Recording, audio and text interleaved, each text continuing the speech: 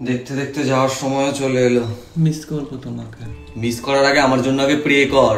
এতদিন তো দাঁত পরিষ্কার করতাম, এখন দেখ না, গিয়ে চিরুনি পরিষ্কার করতে হবে, শাখা পলা পরিষ্কার করতে হবে, চুলে রং লাগিয়ে দিতে হবে। কি সুন্দর ছিল বলো তো আমাদের ডিপার্টমেন্টটা, কি দোষ ছিল আমাদের এরকম ভাবে সবকিছু। দোষ তো সবসময় আমাদের হয় না, কখনো কখনো পরিস্থিতিও দায়ী হয়।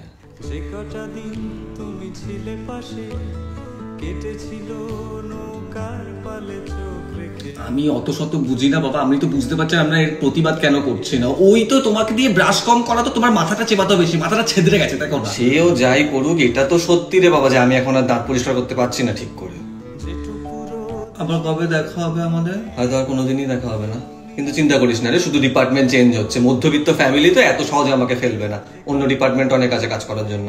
খুব বেশি মিস করলে ছাদের দিকে তাকিয়ে নিয়ে জানবি একই ছাদের তলায় আমরা আছি, শুধু তুই এক কোণে আমি আর এক কোণে। টাটা। যে নতুন আসবে তার সাথে ভালো করে কাজ করিস, হ্যাঁ? ভালো হয়ে থাকবি। টাটা। হাই। Toothpaste right?